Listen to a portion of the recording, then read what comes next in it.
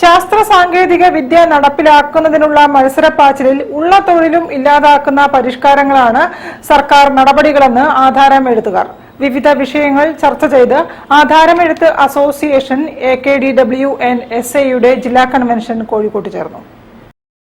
പുത്തൻ സാങ്കേതിക വിദ്യയുടെ കടന്നുകയറ്റം ആധാരമെഴുത്ത് മേഖലയെയും ഏറെ ബാധിച്ചിട്ടുണ്ടെന്ന് കൺവെൻഷൻ അഭിപ്രായപ്പെട്ടു.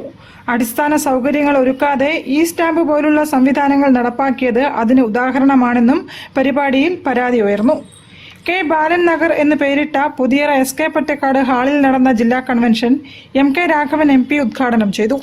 സംഘടനാ റിപ്പോർട്ടും അനുശോചന പ്രമേയവും സാമ്പത്തിക അവലോകനവും ചാരിറ്റി ഫണ്ട് വിശദീകരണവും നടന്നു. വിദ്യാഭ്യാസ അവാർഡ് വിതരണം തോട്ടത്തിൽ രവീന്ദ്രൻ MLA നിർവഹിച്ചു. പഴയ കാലത്തൊക്കെ ഈ ആധാരത്തേരൊക്കെ പ്രധാനപ്പെട്ട ആളുകളായിരിക്കും ഒരു പ്രദേശത്ത്. പലതും പല പ്രശ്നങ്ങളും തീർപ്പാക്കലും അവരാണ്. പല അതിർത്തി തർക്കങ്ങൾ, പല അളവ് കാര്യമൊക്കെ ഉണ്ടെങ്കിൽ അതൊക്കെ ചെയ്ത് തൃപ്തിപ്പെടുത്താൻ പ്രധാനപ്പെട്ട ആളുകൾ അവർ ചെയ്യുന്നു.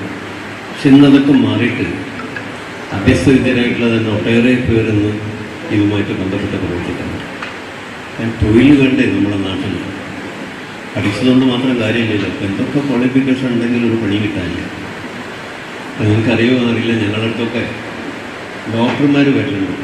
ഞാനിപ്പോൾ ഒരു കുറച്ച് കാലം കഴിഞ്ഞാൽ ഞാൻ ചില സ്ഥലത്തൊക്കെ പ്രസംഗിക്കാറുള്ളത്. കാരണം മെഡിക്കൽ കോളേജുകൾ കൊണ്ടൊരു കളിയാണല്ലോ.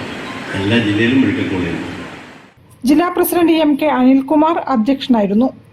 ഭാരവാഹികളായ P Rajagopal, Jalaja Kakkodi, E Surendran, KG Indukaladharan, KP Naseer Ahmed, A Ansar, CP Ashokan, OM Divakaran എന്നിവരും അസോസിയേഷൻ അംഗങ്ങളും കൺവെൻഷനിൽ പങ്കെടുത്തു.